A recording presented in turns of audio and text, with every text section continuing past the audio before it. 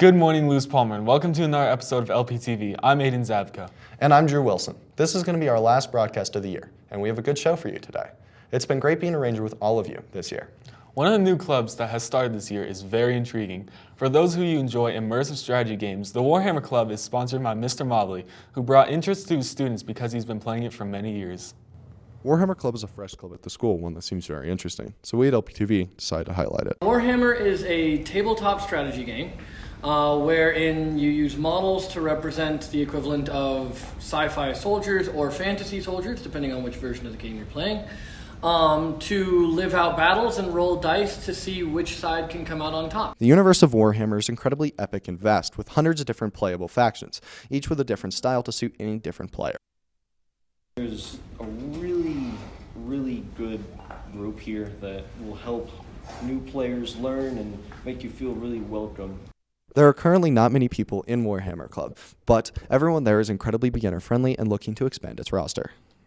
I was informed about this club by my teacher, Mr. Mobley, one day in math class during question of the day. Mr. Mobley has all the rule books, and he can easily teach you the rules. Aside from just numbers, they wish to expand other ways. Mobley talks about how he wishes to expand to other games. I'd love to see more people here. We're going to start branching out in games. I think here pretty soon we're going to include a Lord of the Rings strategy battle game. There's a whole bunch of others out there that I would invite anybody who wants to come in and play. This is Drew Wilson, Aiden Zabka, and Jaden Turobiner reporting for LPTV.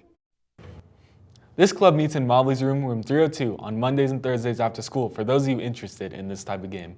Mr. Lewis is a teacher in the school who teaches geometry in the math department.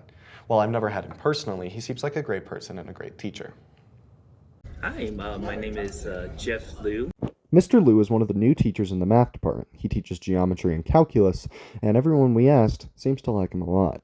It's definitely been amazing, from students' body and how students' action towards adults and everything. It has definitely been an amazing experience. He currently does not run any clubs, but he has interest in joining the esports team, as he was a large gamer when he grew up, and he loved playing games all the time. So I play World of Warcraft or Dota, Hero of the Storms, and He is a newcomer to both this school and this state. He is also not native to the United States. He was born in Panama and spent a good chunk of his life in Taiwan. food is awesome. It is like top 10 food-wise, so definitely go visit and try it. But the weather-wise is very humid.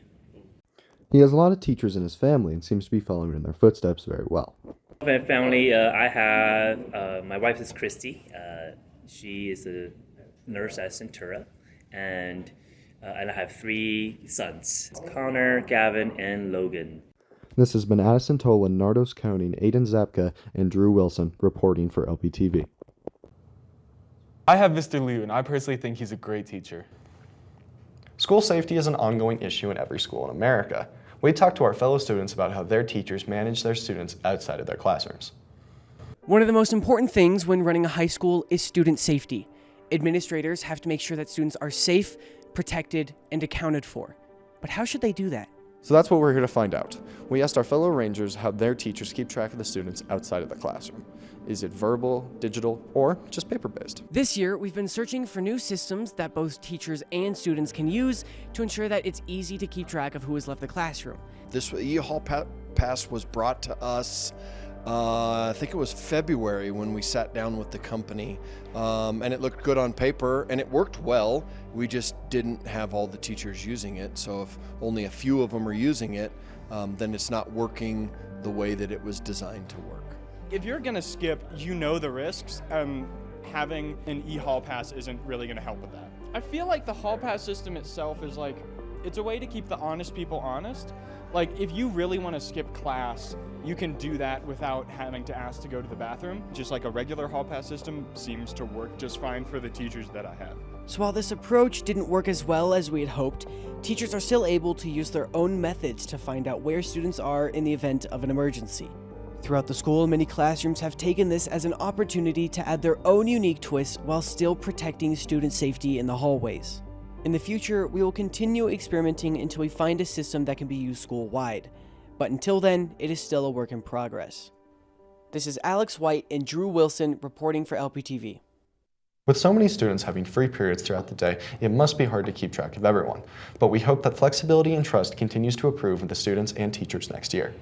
And that's our show for today. But before we go, here are a couple of reminders. Next week on Monday is a Ranger Day, and finals are next Tuesday through Friday. And with that, the school year is almost over. Seniors, this is your last week of class in high school. We wish you all luck in your future endeavors. Have a great week, Rangers.